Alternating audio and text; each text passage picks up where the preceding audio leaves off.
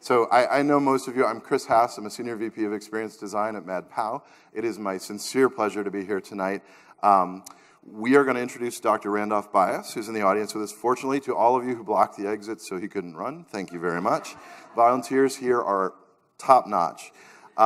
Just to talk about his impressive career for a minute, he earned his bachelor's degree in psychology from Florida State University, doctoral degree in human experimental psychology from UT Austin. Dr. Bias began then a career in industry, devoting over 2 decades of work to Bell Labs, IBM, and others. In 2003, he joined the UT faculty in Austin, where he's been heavily invested, in their words, in research and teaching with a focus on the interactions between humans and technology. In addition to his role in the School of Information, he's a member of the Academic Advisory Committee for the Center of the Arts and Entertainment, Technologies in the College of the Fine Arts, as well as an affiliate faculty member of UT Austin Robotics Program. And if you're not exhausted by that, we have a big career announcement for him coming up later in the show to share some good news there, which I think is mostly good news from what I hear. In the words of his institution, at UT Austin, he has made significant efforts to bridge the gap between academia and industry practice, ensuring that students are equipped with relevant experience to prepare them for careers after graduation. In his own words, Dr. Bias says, "I attend my post enthusiastically, eager to explore the theoretical underpinnings of usability, help develop a new generation of HCI researchers and usability UX experts, and further promote the design and development of technology that takes into account the capabilities of human users."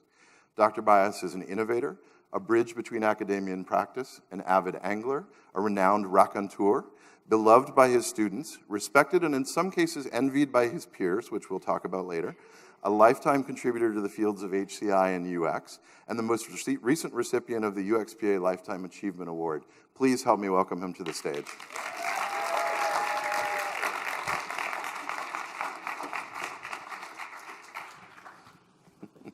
Thank you, sir. Thank you. Please, feel free to have a seat. Sounds like it's a verbose son of a gun that wrote that stuff. Well, you did it. It's your Yeah, fault. that's what I'm saying. I'm going to just get a timer out so I make sure we don't keep these people too far past bedtime. But thank you. I thought it might be fun to start talking a little about your career, how you got into your field. So very few people, I assume at the age of 5, think, I want to be a usability specialist. How did you start your earliest parts of your career? So, okay, thank you.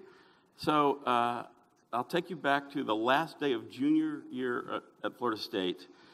Before going home for summer, I learned that you could get in the honors program with a 3.2, which I had, instead of the 3.5, which I did not have. There's some, well, I might tell those stories why I didn't. My golf game was in good shape back then. But so I said, so I was kind of bored with college. I didn't know what I was going to do. I was a psych major. I didn't know what I was going to do. And so I scrambled around and filled out the application for the honors program and went to the one professor that was my favorite professor and the one who did psycholinguistics research. And he wasn't in his office. And so I forged his name, submitted the application, and then called him the next day and told him what I'd done. He said, sure. So I got to do an honors thesis on psycholinguistics, so the study of ambiguous processing, human information processing of ambiguous sentences. So the problem with being a psycholinguist is convincing your parents that you're doing anything of value. So I told my mother what I was studying ambiguous language, and she goes, she was a registrar in my old high school. She goes, is that like when they come on the intercom and they say there'll be a short teachers meeting after school? I go, yeah, Mom, that's exactly what we're talking about. So then Cheryl and I are fixing to get married, and I decided, I guess I have to go to graduate school, and UT was the best school I got accepted into, so we moved to Austin, and I studied psycholinguistics and thought I was going to be an academic. And I couldn't get an academic job in 1978, and so some of my cognitive psychology buddies were selling themselves as human factors psychologists, and so I got a job at Bell Labs as a human factors psychologist. Took them a year to beat statistical significance out of me. Like I thought, if we don't have a t-test or an ANOVA, it's not real, right? And so finally, it was a lot of on-the-job training, frankly, for human factors, usability, UX.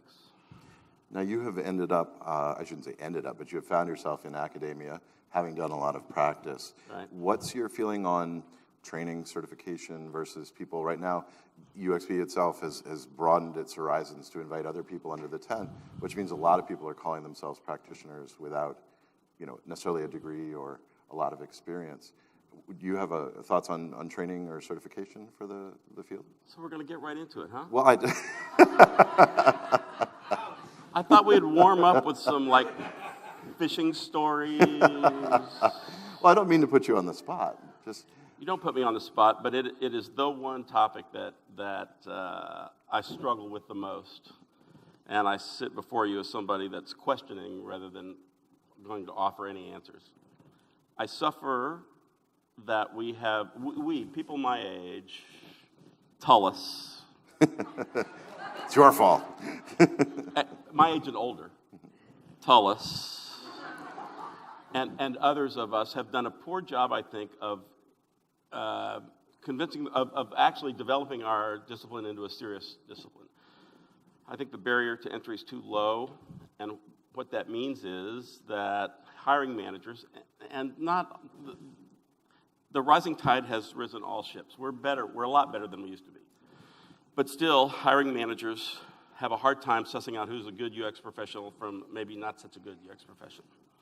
So I would hate to be seen as an advanced degree bigot. I am one. I just don't want to be seen as one. I've spent 15 years helping people get advanced degrees, and people coming out of our program, boom, took them, are great. They get great jobs. The people that hire them are really outrageously pleased with them. What is this a picture of? I have illustrated the presentation today with murals from Austin. Oh, okay. So I've tried to match the themes with loosely with art from your environment. Okay. So it's Willie Nelson in this one. Yeah. And I was going to ask you about the first one is free was something that we had talked about before. Of the first usability test should be. Right. So I don't think you need an advanced degree to be an excellent UX professional. I don't think you need any degree necessarily to be a good UX professional. But can you be a good UX professional? There are people that give certifications in 10 weeks. I think there are people that give certifications in 1 week. And if one of you all got one such and think you're a UX professional, I'm sure you're right. But I think it's a large, complex skill set that we have to be a good UX professional. And I just doubt that you can learn it all in 1 week. And I don't think, as you hint at here, I don't think you should get paid for your first one. I think you need to do a lot of practice to get. It's not just carrying out tasks. I think you can train somebody to conduct a usability study in a fairly short amount of time. But then, how do you advocate for those data? How do you choose which is the right method to use when? I think how do you know? My students. All of them. This is by the time they come out of 40 years. By the time they come out of the School of Information, when they read, so today, okay, back up. I'll finish the sentence here in just a minute. I know I've started 3. I'll finish 1 here in just a minute. Yesterday in Keith Instone's panel discussion, Keith and his colleagues, one of the bullet points was they were talking about academia and practice, and the bullet point said the practitioners don't don't get a chance to learn what's coming out of academia. Well, why not? I mean, because we're all busy, right? But here's information that we need. And so these students, when they read a research study and they see F open paren 2, 27 end paren equals 6.52, P less than 0.05, they know what that means. They don't just go. They know that means F open paren 2. Oh, there were 3 groups. Okay, P less than 0.05. They know what this means. And so I think that's good. I think that stands them in good stead because not only can they employ the methods that we teach them, but they can employ the new methods and evaluate the new methods that are going to be coming out next year that you and I don't even know about yet, and evaluate work well. Can somebody that's studied for 10 weeks do that? I doubt it. But can you take that 10 weeks and build on it by coming to a conference like this? Yes. I don't know what the right answer is. I think we, and when I say we, I mean you, because I'm about through. I mean, I get a Lifetime Achievement Award. Phoning it in from now on. I think y'all might be exactly the right people to figure out what the right answer is to make the world realize what a serious discipline UX is. Now, when we were talking before this, you had mentioned an experience where you were called on a Wednesday and had to do a project in very short order, and we're feeling like. Do you remember what we were talking about? I love this story. Thanks for letting me tell it. So you know that some of you know that I've co-edited with Deborah Mayhew two editions of a book called Cost Justifying Usability, copies for sale in the lobby, and the point was let's not. So here's how that came about. So in the olden days, the product manager would sit at the head of the table and go around the room, and the software development manager would say, it's going to take this many lines of code, it's going to take this many person months, I'm going to need this many people. And the testing manager would go, I'm going to test it this % defect free, I'm going to need this many machines, I'm going to test this many scenarios. And then the tech pubs manager would say, I'm going to need this many online documents, this many online helps, this many people, this many person months. And the usability manager would go, we got to make it more usable. Usability is good, it's in all the magazines. Well, then when he or she was asked, well, how will I know when it's usable enough? Or how much will this cost me? Or what if I just take recommendations 1, 3, and 17? Well, then the usability manager would kind of slink out of the room, mumbling something about type 1 errors. And you know. So I think we're just as good as the software development manager at making projections of this many lines of code, it's going to cost this much money. So that's how the whole cost justification effort came about. I mean, I don't mean to act like I'm. Marilyn Manti and Deborah Mayhew were early authors on this, and then I picked up the ball with them.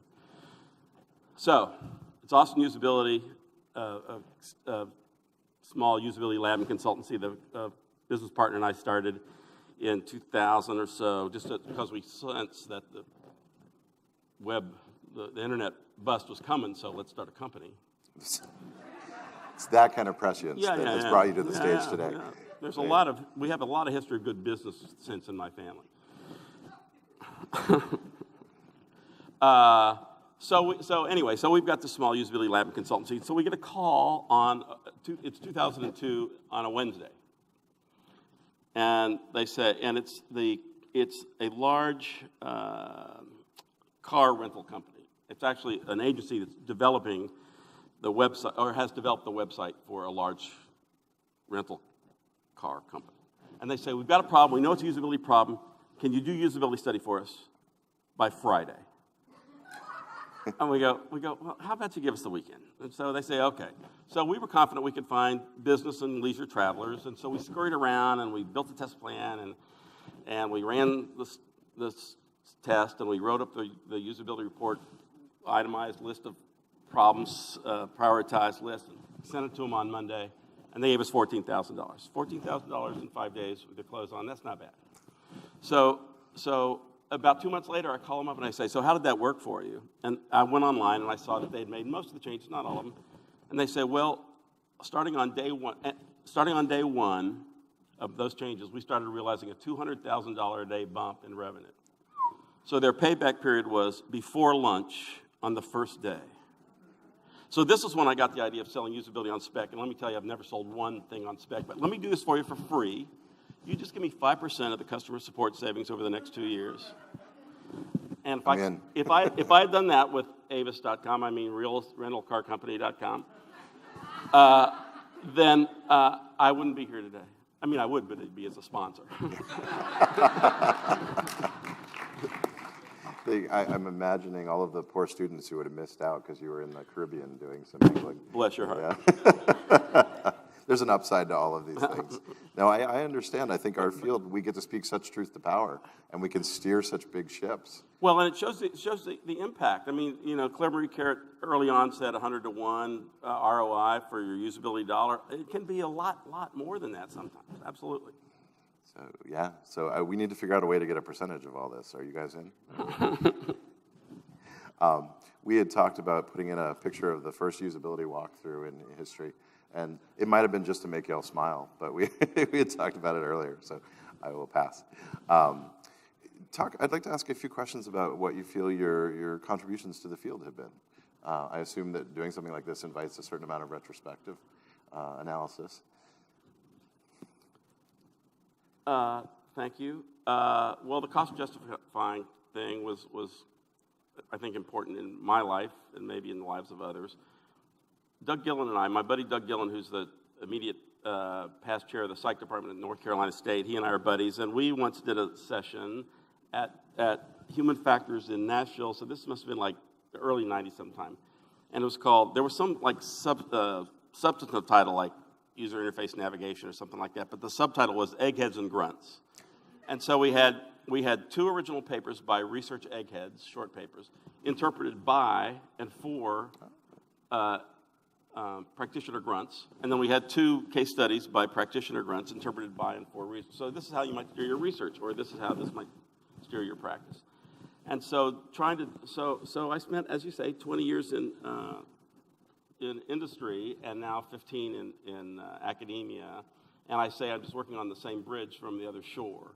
So because when I was in industry, I was kind of the I feel like I'm talking about myself too much. Wow, I guess that's what it is. Sadly, it's why we're here. So it makes me ill at ease.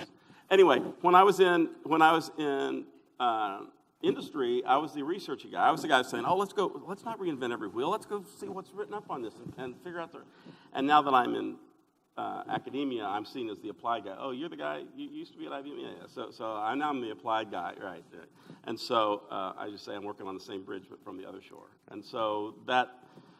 Trying to inculcate a sense of research in a science of UX might be something I'm trying to do, and mold young minds. I'm proud of the program that we, not just I, have built at the University of Texas, where we are launching UX professionals into the world. Very noble trait.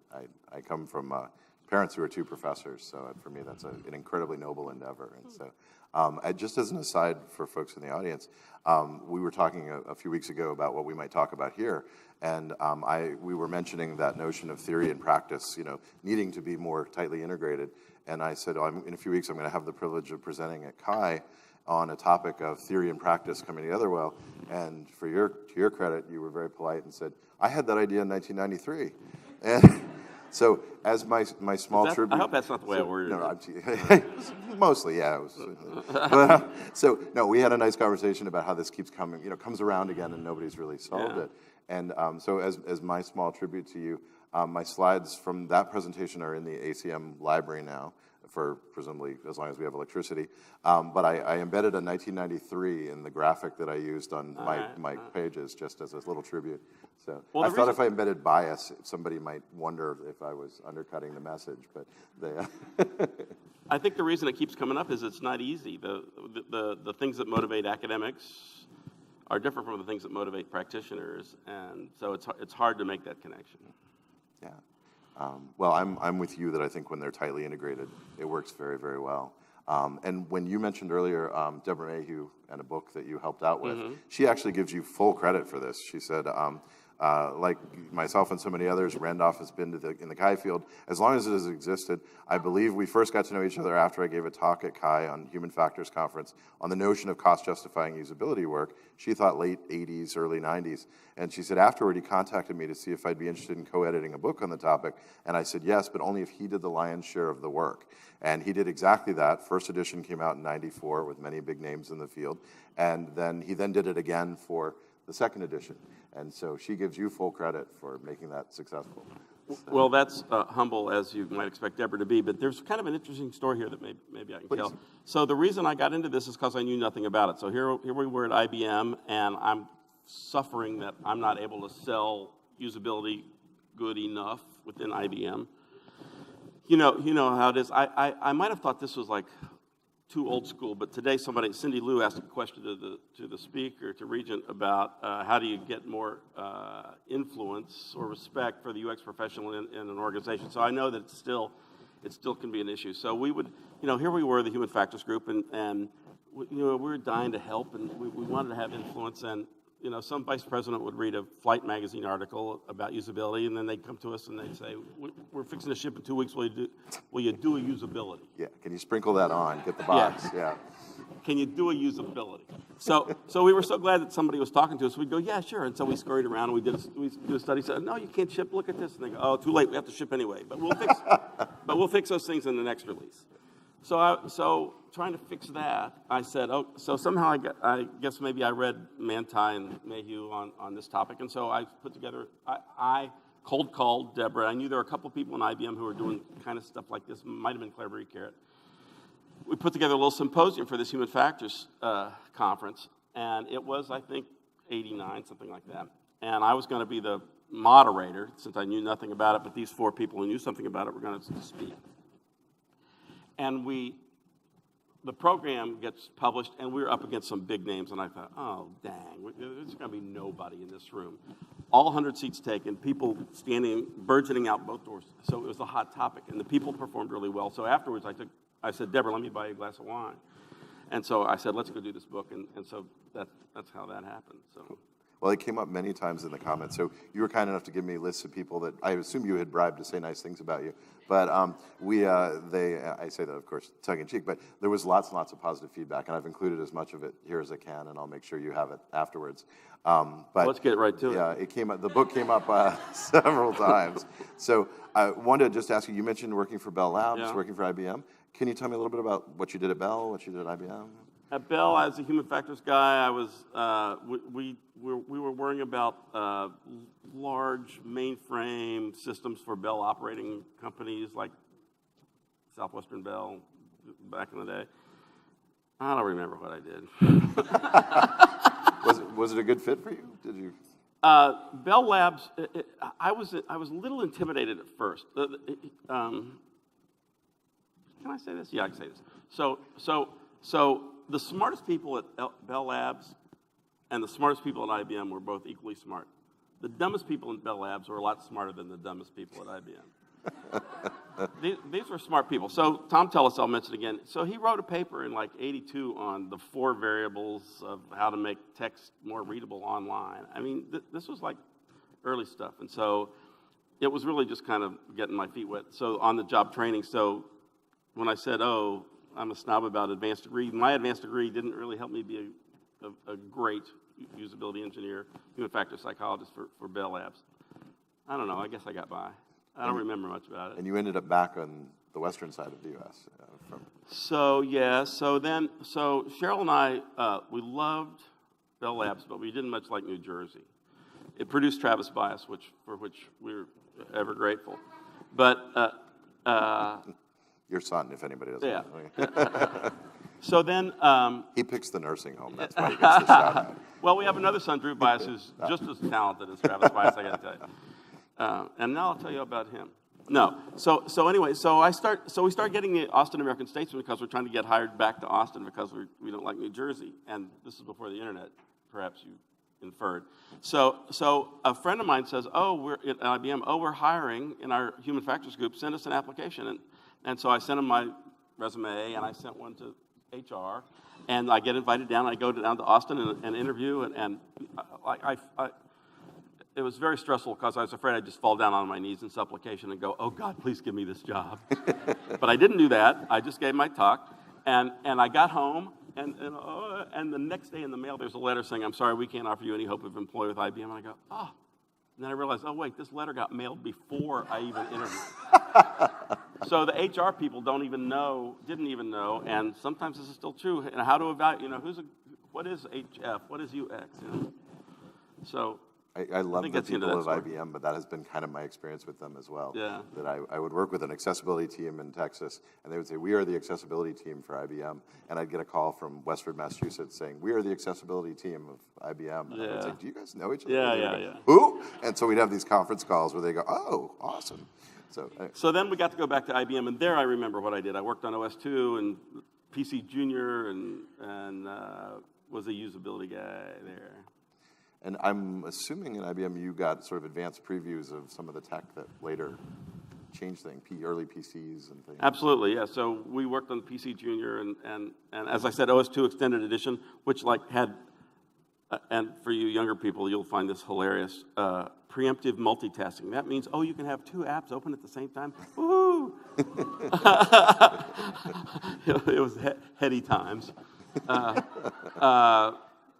But yeah, and so we were doing just fundamental usability work. How can we make two images? How far can we compress an image so that a human being cannot distinguish it from a non-compressed image? It's kind of fundamental human information processing stuff. Fascinating and esoteric, I think. Yeah. Cool. So Austin was more to your liking. Austin has been more to our liking, yes. So you've not strayed far from the city limits, it seems like. No, not too far. Cool. So I have to put this up, talk about some of your roots of academia. Tell me a little bit about this photo. Well, I love this photo. So I'm holding my just successfully defended but not yet bound dissertation. And in the back of my 1960 metallic lime green international pickup are Lex McCusker, retired AT&T vice president, and now he's at George Washington University as like the director of student technology commercialization. That's not quite right, but it's close to that. And then in the middle is Susan Buchwald McCusker, his wife, and she's a polyglot and smarter than all the rest of us, and has been on school boards in at least 2 states, maybe 3. And then there's Doug Gillen with the Hook'em sign.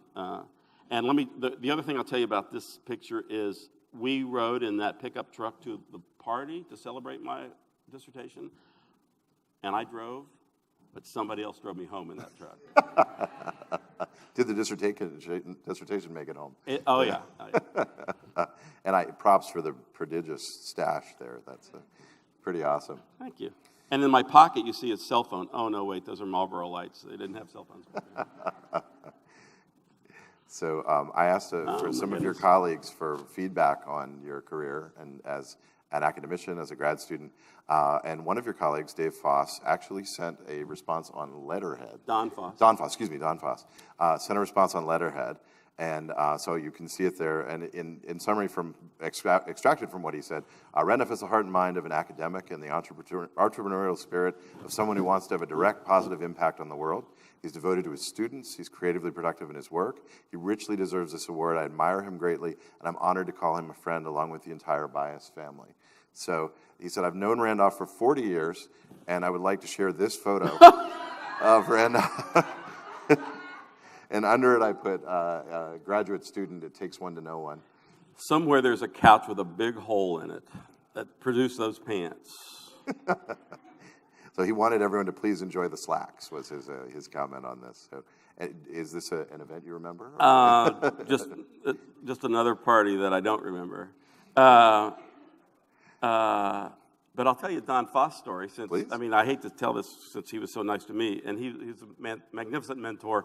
Left UT, went to Florida State to become Dean of Arts and Sciences, then went to University of Houston to be provost, and is still there as a professor of psychology. Anyway, so Don was a psycholinguist, and his interest in, as I told you, my early interest in psycholinguistics, his interest arose when, as an adolescent, talking about ambiguous sentences, as an adolescent, he was driving in the car with his parents, and he saw a billboard that said, "Get lots while you're young." And he later realized this was a real estate billboard, but he thought it was really good advice. So, well, you were just saying you were afraid to be a little mean to him. He already took the first shot. So at the end of his letter, he said, I'm glad to report that I think his sense of humor is starting to develop. So, and I'm going to put you on the spot a little bit because he suggested something to do with you. He says you're a big fan of Karnak, and this came up for a couple of times from the people who sent me information. So can you contextualize this for us?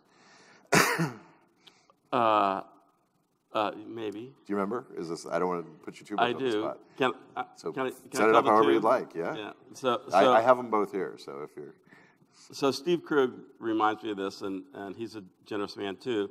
So I was invited to be on a panel. I guess it was UPA in Austin in the early 2000s, maybe, I don't know. And the panel was going to be on the future of UX. And so since it's going to be the future, I thought I would divine the future. So instead of a turban, I put on, it was in Austin, so I put on a cowboy hat, and I was Cownack instead of Karnak. And so I had a few, for those of you, so Karnak or Cownack would divine the answer in the envelope and then open the envelope to reveal the question. So one of the answers was Austin city limits, and the question was, describe the extent of the influence of Randolph Bias. Well, or maybe Travis County. Yeah. So, and a second one came up yeah. a couple of times. Should I tell that one now? Which, Okay, so then the other one, the answer was Nielsen, Krug, and Spool, and the question was, name 2 excellent UX professionals and a printer command.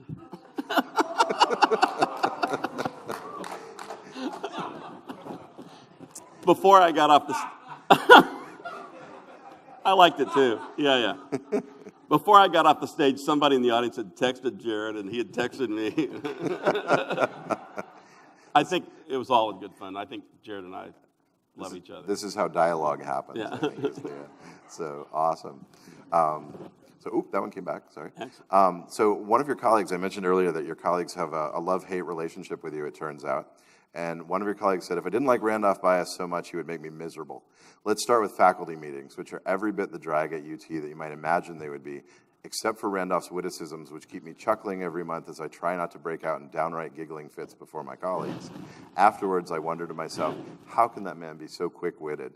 And to tell the truth, while I admire him, I'm a little jealous. You might ask him to tell you about his meeting airtime rule.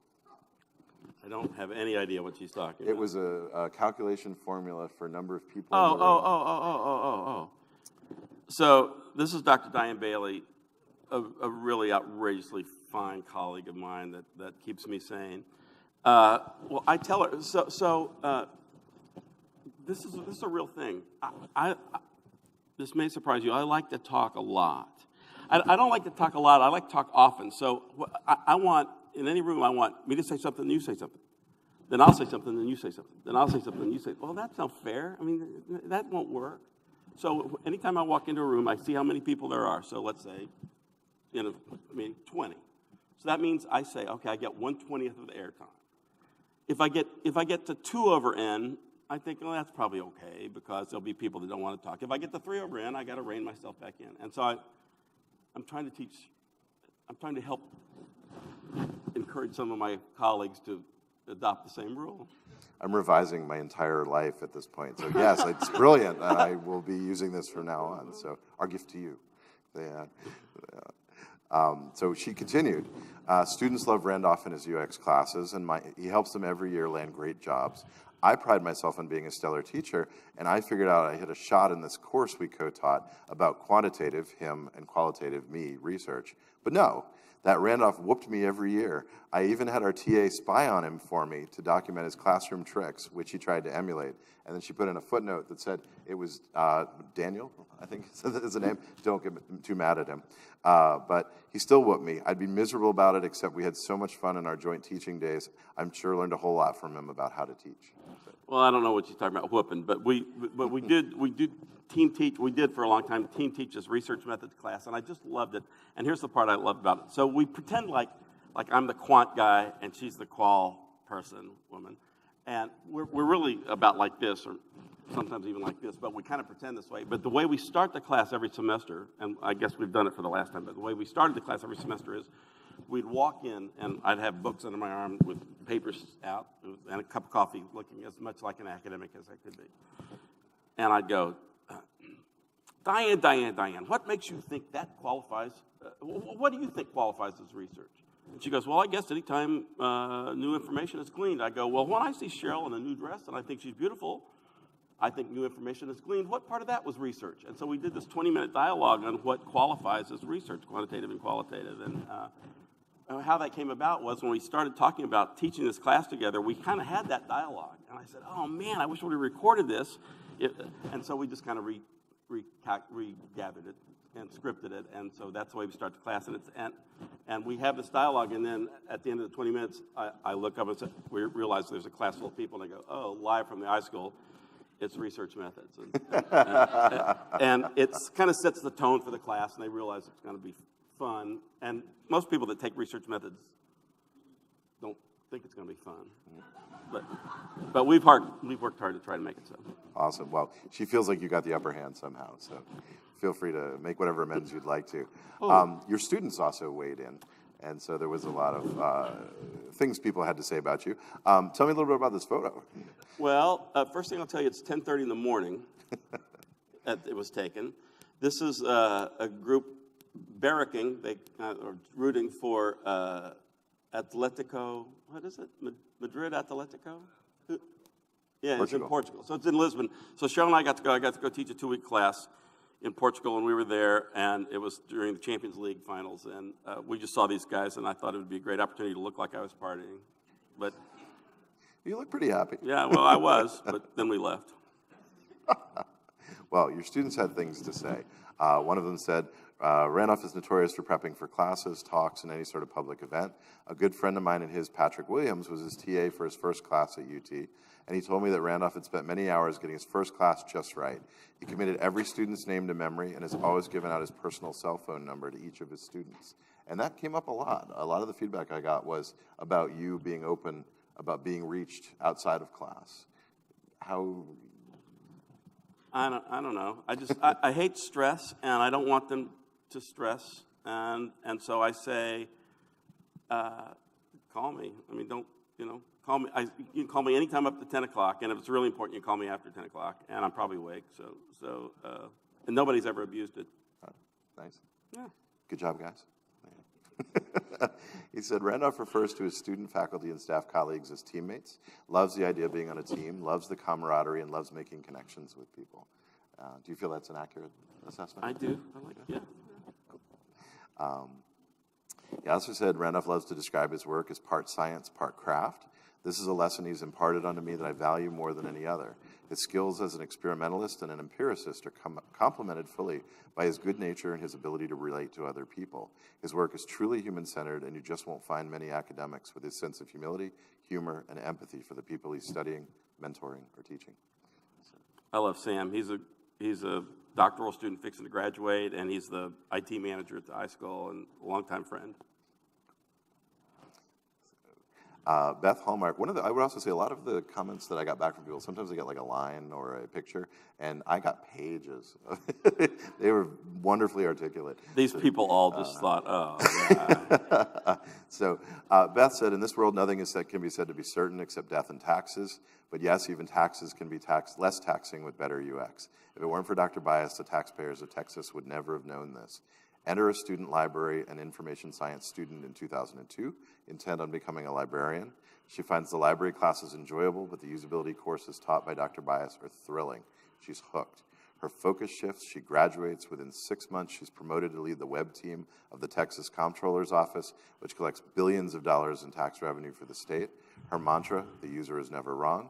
Her creed, cost-justifying usability. And as a result, millions of taxpayers have had a better experience. And they've all thanked me.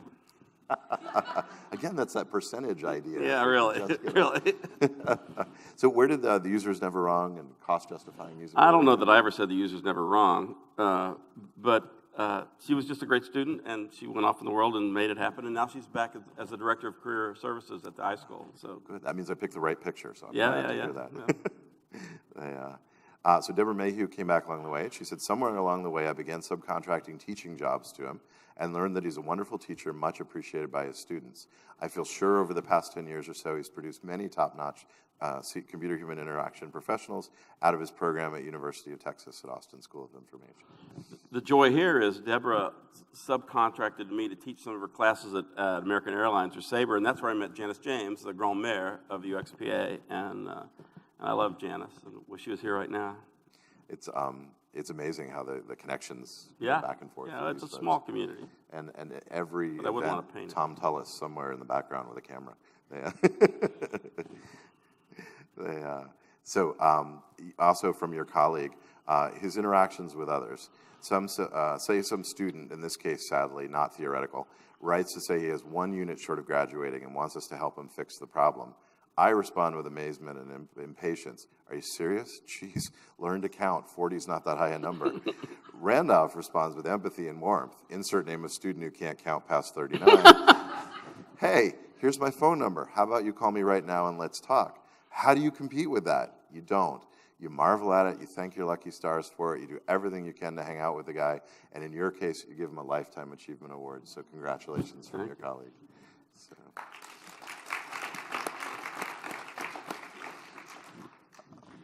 So wanted to talk a little bit about advice you may have for the students that are, are there favorite things that you like to impart, teach, things you want to make sure they know before they leave?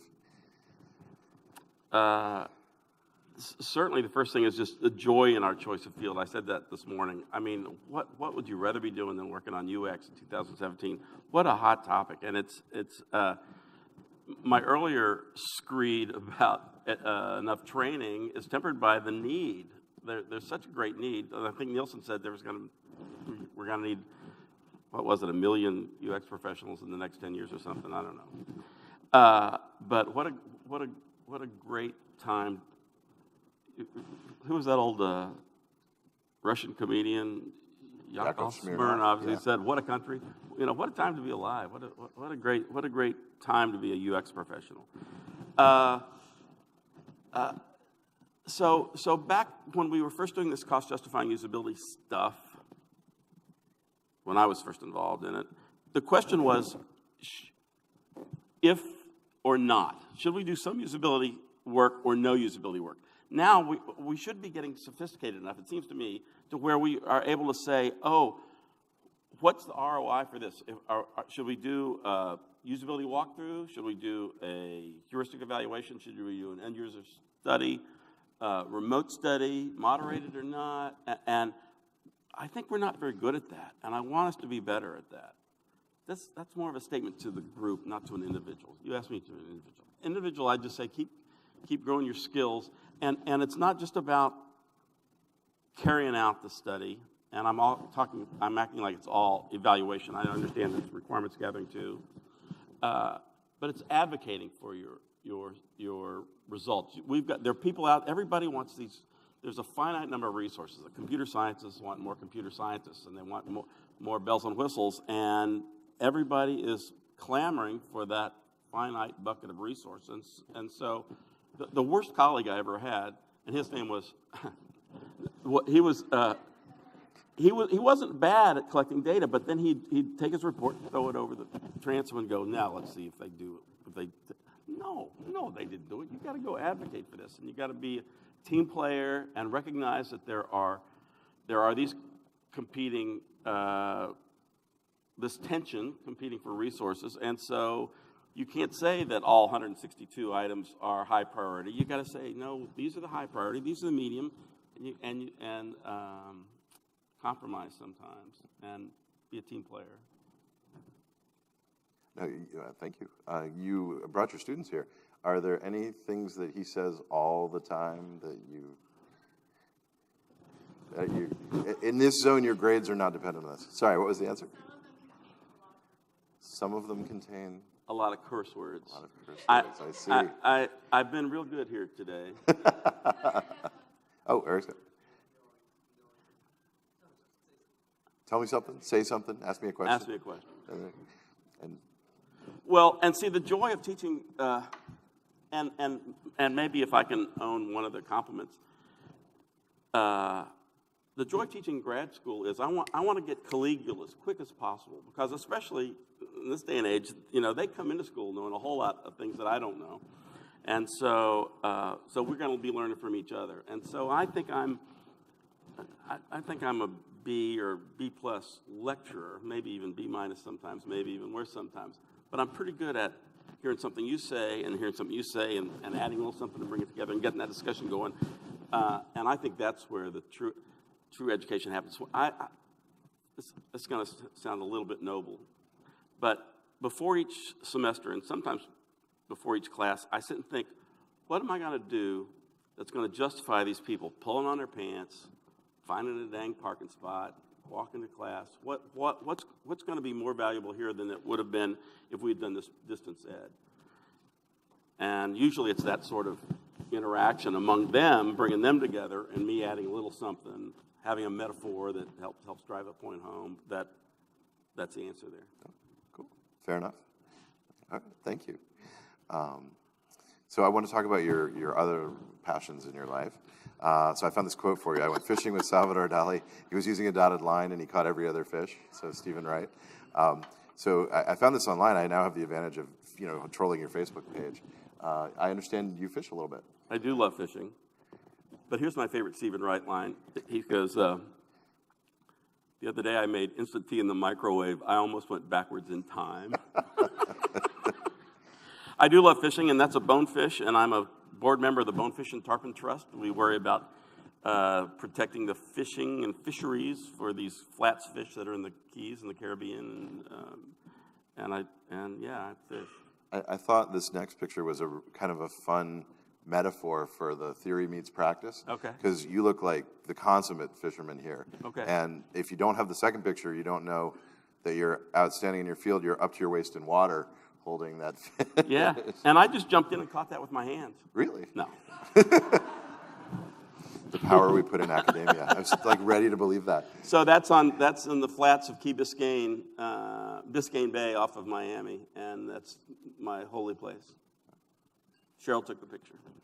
And what makes that particular location so holy? I don't know. I just grew up in South Florida, and so it's a trip back to my youth, and it's also beautiful water, and you can grab the fish. Yeah, I can sometimes catch a fish.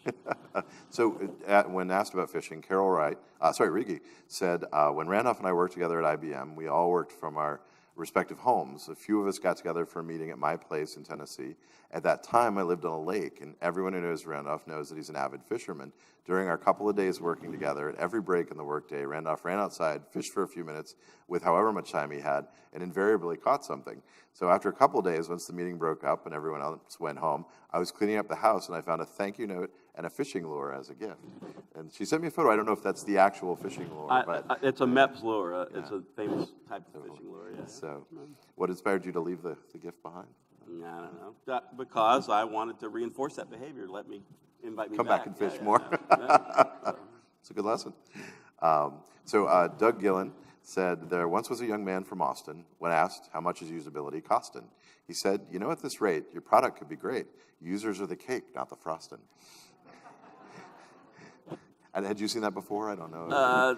Not before yesterday. Doug's a clever guy. He and I have written a lot together professionally, but also some things not so professional, like the song the recorded song Peanuts Envy that we talked about earlier. And we used to write each other, this sounds really strange, but we used to write each other a poem for New Year's. Kind of about I know, it's weird, huh? So are you at liberty to talk about the song? Peanuts Envy? Got this nutcase named Phil hails from old Brazil. He's healthy in his body, it's his mind that's pretty ill. He's got peanuts envy. Arachis hypogea is what he wants to be. Won't cotton to be a tuber, so swears he's got to be a goober. You can see why it was popular. Now, you write that, or is it? Doug and I wrote it, and so there's a group in Austin called the Therapy Sisters, and by day they are a minister and a social worker and something else, but by night they are the Therapy Sisters, and they sing these psychological songs, and so Doug and I wrote them a couple of songs, and they put one of them, the lyrics, and they put one of them to music, and they sent us as our payment, what would you call that? Royalties, a bag of peanuts. I work for Peanuts. Yeah. I'm awesome. Another of your colleagues said back in 1994 was working with the Heiser Group in Melbourne, Australia. Lucky enough to be given the opportunity to attend Chi 94. I was in the middle of my master's and I posted messages to all the big names at Chi. Randolph Bias was the only one who replied to me during the conference. This was the beginning of a very rewarding collaboration, including a visit to Australia to present at Tutorial in Interact 97, cost justifying your usability activities. He was inspirational. He always had a novel approach to issues, challenging the usability and broader community. And even today, 20 years later, I still get respect when I bring him up. How'd you get her name? I didn't give you her name. Oh, I could have sworn you did. I don't think so. I'm just that good. That's great. Yeah. No. And tell me a little about your relationship with her, or you guys have known each other for a while? Well, it's just as she said, and so I guess I got invited to give a talk at this conference, Interact 97, and as is our style, Cheryl and I turned this 3-day conference into a 24-day family vacation, and so the boys were 12 and 8 or something, I don't know, and so it's 16 hours from LA to Sydney, and that was semi-painful, but we had a great time, and hit Fiji on the way back, and nice. Now I'm just reminiscing and not talking anything about usability. Well, we and this series of slides is about what your colleagues had to say to you. Okay. We talked about your students and I of your see. professional colleagues, but these are people who I've know you lost the from the thread. field. So I wanted to put this up. Okay. So in 2008 at UPA, or UXPA, I think it was UPA back then, Steve Krug and I were going to debate each other on the dangers of amateur usability engineering. And Carol Barnum was there as the voice of reason. She was the third person on stage as the voice of reason. And so to stimulate interest in this debate, we had buttons made up that said, Randolph, you ignorant slut, and Steve, you ignorant slut, and others. My favorite one was, hearkening to the earlier comment about about low barrier to entry. One of the buttons said, do I have to stay for the whole day of the tutorial to be a usability professional? But you know, Steve Krug, who I think is here. for whom I have the Yes. utmost respect, and I assign his books in my classes. On his website, the tip of the month for 139 straight months was, if you want to see if your website is usable, ask your neighbor to use it to carry out tasks while you watch, you bring the beer. And I say, Steve, if your target audience is tipsy neighbors, this is a really good idea. If it's anybody else, this is dangerous. And then Steve argues, well, Randolph, wouldn't you say some usability usability evaluation is better than none? And that's a hard thing to argue with, but then we pretend like we're here, but really we're here. Well, Rich Gunther sent this in, and he sent pictures of the... Actually, I'm sorry, Steve sent pictures of the other buttons that we could get a hold of. So I know it's a little hard to see on this monitor. So, Rich, if I can speak for you, UPA 2008 in Baltimore, panel discussion with Steve Krug and Carol Barnum. The topic was, is amateur usability a good thing or dangerous? Or something like that. And Steve was, of course, in favor of any usability is good usability. Randolph was playing the other side. Carol's in the middle. Randolph, you ignorant slut, became the it piece of swag for the year. And also funny was that Jared Spool was impatiently waiting for most of the panel at the Q&A microphone, gesticulating and waiting for his turn not to ask a question, but to argue and offer his opinion. So, I don't remember that at all, but Steve suggests that we didn't give him the turn at the mic. I'm sure I would have given him my cell phone number. Rich also added, P.S. He's also known to wear pink shirts and drink Chardonnay, but in a very manly way. Thank you. And I present this visual evidence for you of the most interesting men in the world. So we would not go very far if we weren't talking about, and actually I should say, a significant percentage of the comments that came in were about Cheryl and how amazing she was and what a pair you are. And so I thought we should talk a little bit about your better half. Well, there we are. Actually, that's Cheryl and the guy from the Monkees. What was his name? Peter York? Oh, Mickey Dolenz. Mickey yes. Dolenz. Yeah, leaving my wedding. No, that's Cheryl and me leaving our wedding in 1973. So in 1970 at Florida State in Geology 103, the guy alphabetized us. Cheryl's maiden name is Barry. My name's Bias. And so I go back to the dorm and I say, George, I'm in love with this girl in my geology class. He goes, yeah, what's her name? I said, I don't know, but her last name begins with a B. And so I've loved Cheryl since I was 19. And now I just got choked up. And we've been married 43 and a half years, and if I don't say the F word in the next half hour, I'll probably make it to 44. I will do my best to give you an opportunity to survive. So far, I've been doing good, huh? There are other ways I could screw up, too. Well, so again, Sam said Randolph is an amazing dad to his 2 sons. I'm fairly certain both are now in their 30s, but he will call them his babies. So his babies are now a doctor and a lawyer. He also doesn't go a day without mentioning his beautiful wife, Cheryl. It's a little disgusting. Sideways smiley face emoticon. And Deborah Mayhew also said he's a wonderful family man with a wonderful family, delightful sense of humor, a compassionate and warm person. I feel blessed to have had him as a colleague and friend for so many years. He's as deserving of this award as anyone I can think of. So, Goodness.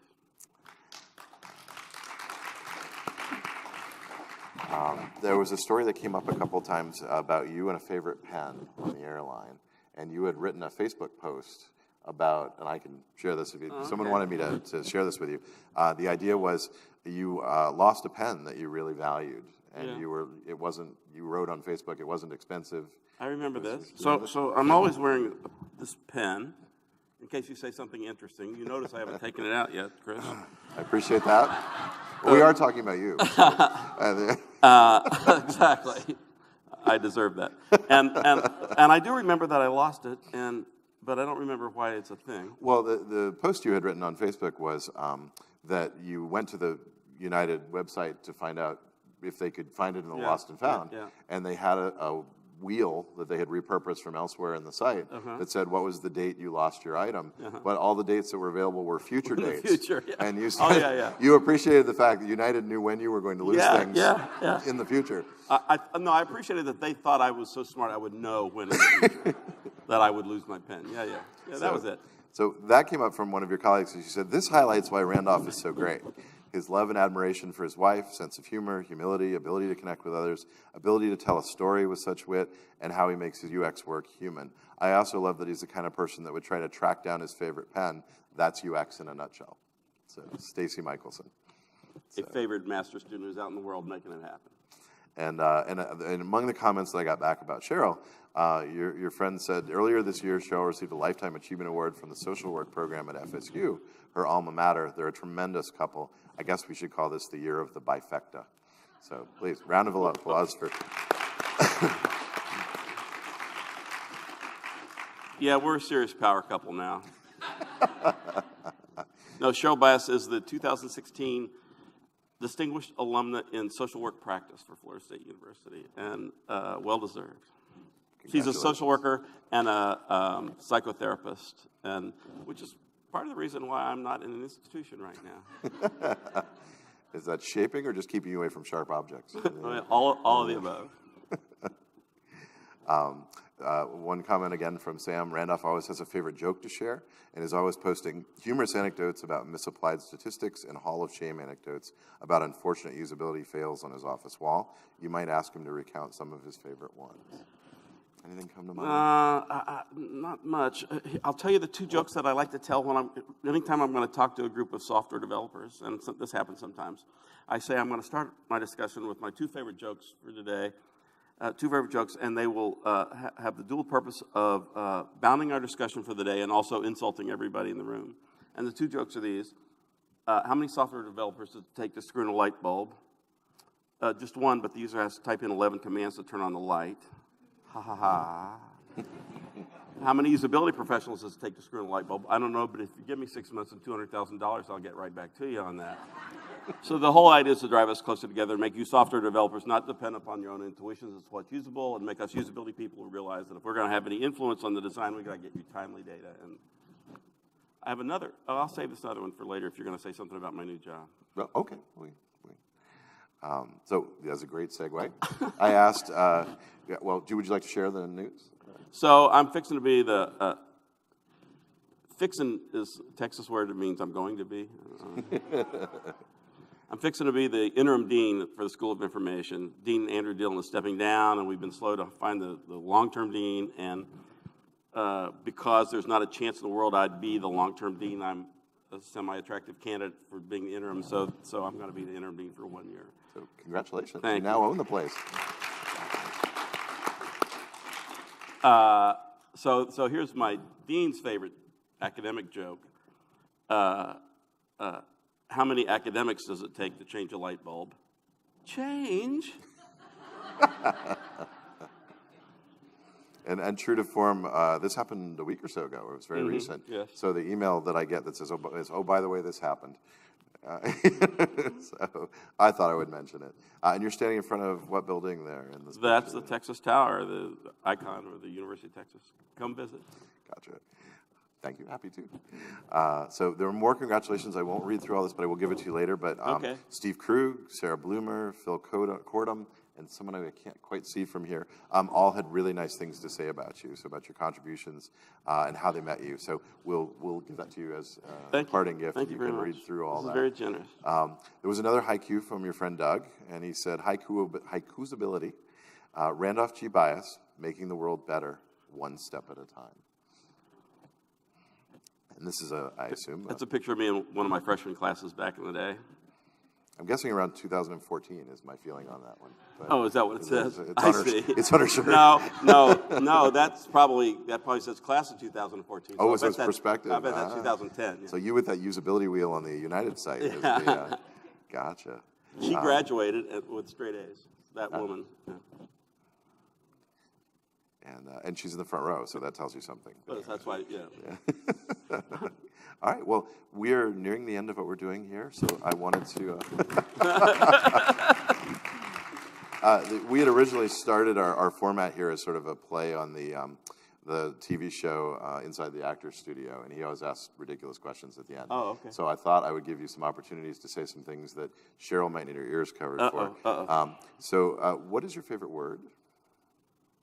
Sesquipedalian. Oh, it's a great word. It's a great word, which means the love of words. People have It means multisyllabic words. Okay, then there we go. I've learned something. I think. What is your favorite usability technique? Pluralistic usability walkthrough. And why? Because it brings the people together. So pluralistic because there are three types of people in the room at the same time: usability professional, representative users, who are the most important people, and also some developers.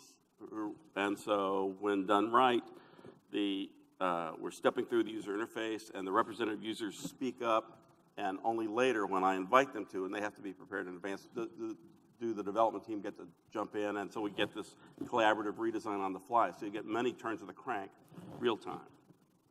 That's why. Cool. And I invented it. Pioneered it would be better. Helped pioneer it. Oh, God. Tell me a little more. I once read about it. I helped pioneer it, is what I would like for that to have said.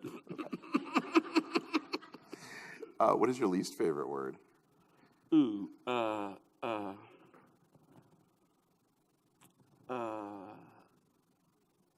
don't have a least favorite word. Shut up. It's hyphenated. Yeah, we'll let you get away with it. What inspires you? Inspires me.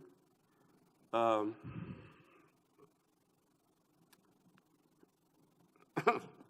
I'm not going to say that because I can't say it. I want my family to be proud of me. What are you passionate about? I want people to excel. I'm a non-zero sum game guy. Let's make the pie bigger, and so I'm passionate about what can we do as a group, as a team, as somebody said, to so we can all benefit. Nice, thank you. Is there a sound or noise that you really love? I love there are two. I'll say the most wonderful sound in the world is "I love you, Daddy." Second is when my fishing guide buddy Bobby Branham. I've had a bunch of eye surgery, so I can't see the fish real well. So I'm in the front of the boat, and he's on the back of the boat poling, and so he'll go, Randolph, point your rod, 10 o'clock, medium cast. So when Bobby says, Randolph, point your rod, that's my second favorite sound. Nice. Let's see. What sound or noise do you hate? When you open the ironing board. That is totally okay with that. Now, if someone will distract Cheryl, what is your favorite curse word? I do use the F word a lot. Any particular reason it's your favorite? What word would that be? Phooey. I think that's PH. Yeah. What profession other than your own would you like to attempt, given the opportunity? I guess a writer. I'd like to be a novelist. And any particular genre of novel? Oh, no. Major League Baseball pitcher. Those are not exactly cool. Are you a baseball fan? I am. What profession would you not like to do? Cop. Couldn't be a cop. Any particular reason? That's just impossible. I mean, God bless them. It's too hard. And I'm not very brave. So that's a career limiter. I hate guns too, so that's also, yeah. She knows you well. She does know me well. If someone were to summarize your career, what would you hope they would say?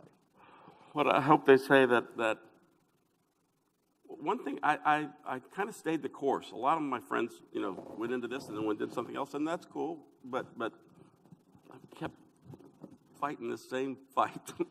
Man, am I tired? No, not really. Not really. This is very buoying. And, I mean, this is very nice, but just seeing all this energy that Rich and Jen and Sarah have fostered, that's a great thing. It's pretty awesome. Yeah. And one last thing, anything else you would like to add or say? Just thanks. Thanks to all my friends who've said all these things. Thanks to all you people for being here. And thank you, Chris, for putting the energy into this. Good Lord, I can't believe you put all this energy into this. It's labor of love. So thank you so much, Dr. Randolph Bias, for being with us today. Thank you to UXPA. Thank you for all the folks putting on this great conference.